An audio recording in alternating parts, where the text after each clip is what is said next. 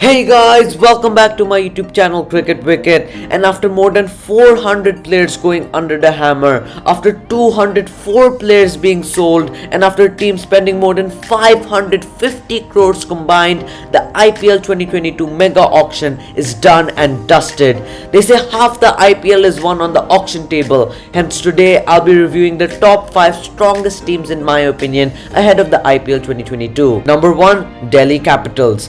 I rate Delhi's team a 9 out of 10. With 47.5 crores left going to this auction, Delhi did a fantastic job in covering all spots. Something I always love and admire about Delhi is them investing in Indian youngsters. That has been their ideology for many years and they continue to perform their ideology come this auction.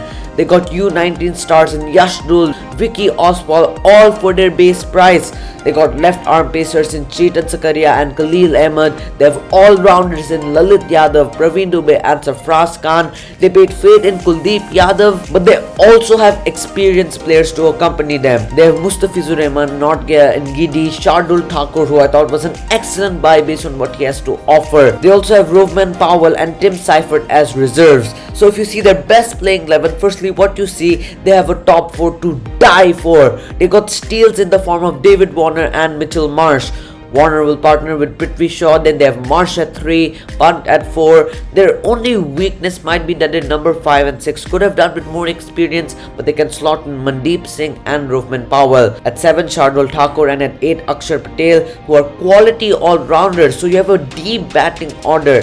At 9, you need a spinner and they got a bargain in Kuldeep Yadav for 2 crores and I hope he get consistent opportunities to play. At 10, Notgia, and at 11, you can pick the left armored Chetan Sakaria. So they look like the strongest team for me. Number 2, the new team Lucknow Super Giants.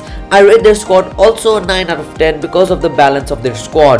They have 8 to 9 all-rounders to play with. They have a solid Indian core. Who do they have? They have Manish Pandey, Shabaz Nadeem, Krishnappa Gautam, KL Rahul, Ravi Bishnoi, and Deepak Hooda. They got the second highest wicket taker last season, Avesh Khan, but the best buy for me from them was Krunal Pandya. Some would argue their best buy was De Kock, but Krunal has been a sought-out player. His statistics might not be overwhelming, but look at his economy, it's 7.36. Look at his batting strike rate, close to 140, so he does his job pretty well. Something that surprised me was that 3 franchises got only 7 overseas players, and Lucknow is included in that. Last time even one franchise had 7 overseas players in a season was back in 2018. That shows the evolvement and growth of Indian players.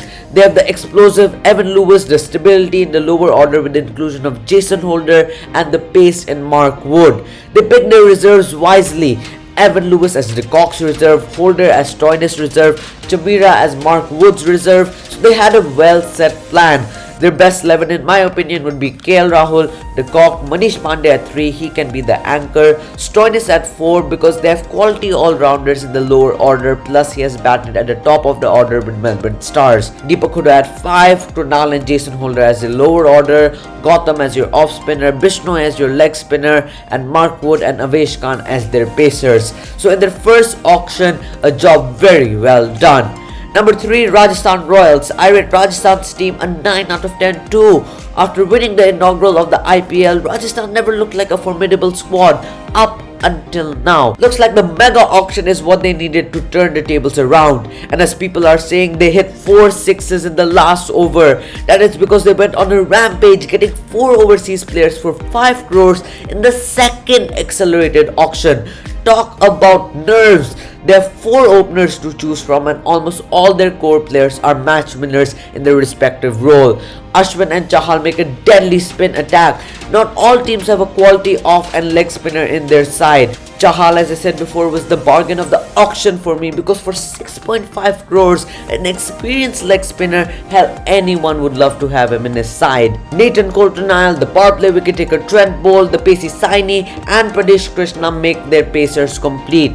Their best 11 in my opinion would be Butler and Padikkal to open, Samson at 3, Jaiswal at 4, so all your 4 openers make the playing 11. The hard hitter Hetmeyer, who I thought was an incredible investment for the next 3 years, and James Neesham make their lower order. They paid fate in Riyan Parag once again.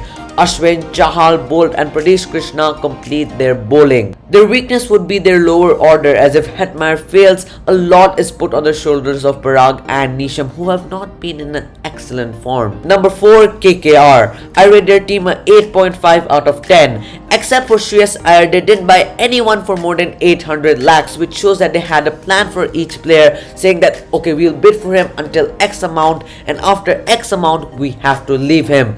KKR needed a captain, and they got arguably the best captain available, Shreyas Iyer. Shreyas Iyer's strike rate in the IPL is just 125, but with the likes of Venkatesh Iyer, Andre Russell, Sunil Narayan and Nitish Rana in the squad, he can afford to play his natural game. Their glaring weakness is that they don't have a quality wicketkeeper, which means that they have to play either Sam Billings, who takes one of their overseas quota in their side, or Sheldon Jackson. But their core is excellent, and they can build a team around the 7-8 core members. Their best 11 in my opinion would be Venkatesh Iyer and Alex Hales, who has been outstanding in T20 leagues around the world. So let's see how he goes about his performance this season. Shreyas Iyer and Nitish Rana in the middle orders. So you have 2 righties and 2 lefties in the top 4. At 5, Sheldon Jackson, and from 6 to 8 is their biggest strength, which they rely on their overseas players, Andre Russell, Sunil Narayan and Pat Cummins. The best 3 overseas all-rounders in one side.